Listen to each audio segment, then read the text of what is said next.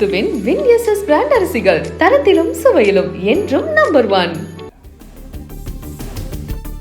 அண்ணா பல்கலைக்கழகத்தின் பதிவாளராக முனைவர் பிரகாஷ் என்பவர் நியமிக்கப்பட்டதற்கு எதிரான வழக்கில் சிண்டிகேட் கூட்டங்களின் வீடியோ பதிவை பத்திரப்படுத்தும்படி அண்ணா பல்கலைக்கழகத்திற்கு சென்னை உயர்நீதிமன்றம் உத்தரவிட்டுள்ளது. திமுக எம்எல்ஏ பரந்தாமன் தரப்பில் தாக்கல் செய்யப்பட்டுள்ள மனுவில் பிரகாஷை பதிவாளராக நியமிக்க சிண்டிகேட் கூட்டத்தில் எதிர்ப்பு தெரிவிக்கப்பட்டதாகவும், சிண்டிகேட் கூட்ட முடிவுகளை திருத்தி பிரகாஷ் நியமிக்கப்பட்டுள்ளதாகவும் அண்ணா பல்கலைக்கழக துணைவேந்தர் மீது குற்றம் சாட்டப்பட்டுள்ளது. இதுகுறித்து அண்ணா பல்கலைக்கழகம் மற்றும் உயர்கல்வித்துறை பதிலளிக்க உத்தரவிட்டு வழக்கு விசாரணையை வரும் ஜூன் 7ஆம் தேதிக்கு சென்னை உயர்நீதிமன்றம் தள்ளி வைத்தது.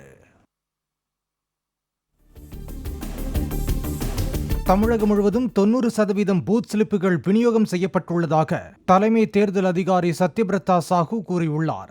சென்னை தலைமைச் செயலகத்தில் பேட்டியளித்த அவர், பூத் ஸ்லிப் இல்லாவிட்டாலும் வாக்காளர்கள் அடையாள அட்டையை பயன்படுத்தி வாக்களிக்கலாம் என்றார். பூத் ஸ்லிப் வச்சு நம்ம ஓட் பண்ணோம், அந்த மாதிரி ஒரு கட்டாயம் இல்லை.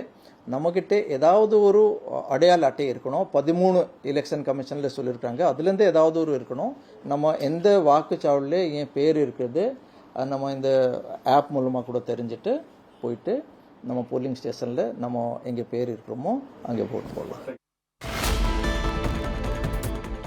தாம்பரம் ரயில் நிலையத்தில் 4 கோடி ரூபாய் ரொக்கம் கைப்பற்றப்பட்ட விவகாரத்தில் நெல்லை பாஜக வேட்பாளர் நயினார் நாகேந்திரனை தகுதி நீக்கம் செய்ய உத்தரவிடக் கோரிய வழக்கை இன்று விசாரிப்பதாக சென்னை உயர்நீதிமன்றம் தெரிவித்துள்ளது.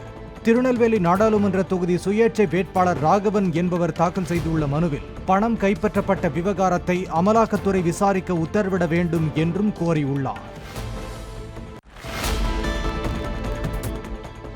மக்களவைத் தேர்தலுக்கான பரப்புரை ஓய்ந்ததை தொடர்ந்து தமிழகத்தில் ஆங்காங்கே தனியார் விடுதிகளில் போலீசார் தீவிர சோதனை மேற்கொண்டனர். தொகுதிக்கு சம்பந்தம் இல்லாத வெளியூர் நபர்கள் யாரேனும் தங்கி இருக்கிறார்களா என்பதை அறிய சென்னை அடையாறில் உள்ள தனியார் நட்சத்திர விடுதியில் போலீசார் சோதனை நடத்தினர். வருகை பதிவேட்டை சரிபார்த்து ஒவ்வொரு அறையிலும் தங்கியிருந்த நபர்களிடம் விசாரணை மேற்கொண்டனர். இதேபோன்று உளுந்தூர்பேட்டை, பழனி உள்ளிட்ட பல்வேறு இடங்களிலும் தனியார் விடுதிகளில் போலீசார் சோதனை நடத்தினர்.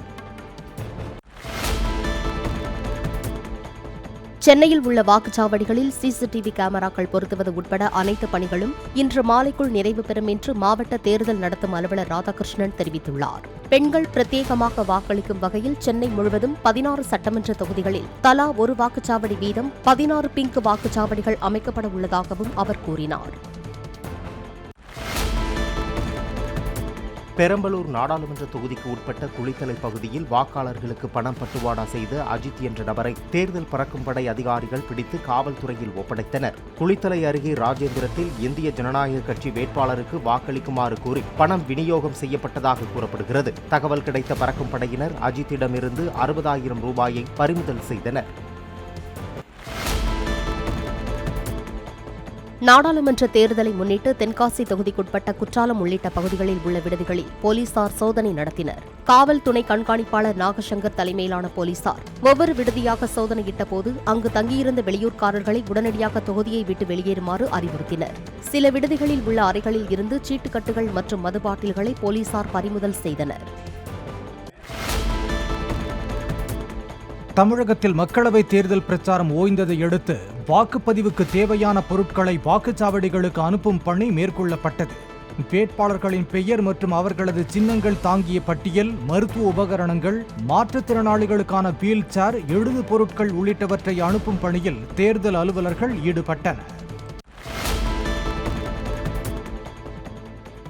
மகாவீர் ஜெயந்தியை முன்னிட்டு வரும் ஞாயிற்றுக்கிழமை சென்னையில் ஜெயின் சமூக கோவில்களுக்கு 100 மீட்டர் சுற்றளவில் உள்ள இறைச்சி கடைகளை மூடுமாறு மாநகராட்சி உத்தரவிட்டுள்ளது. மேலும் மாநகராட்சி கட்டுப்பாட்டில் இயங்கும் 4 இறைச்சி கூடங்களும் மூடப்படும் எனவும் தெரிவிக்கப்பட்டுள்ளது.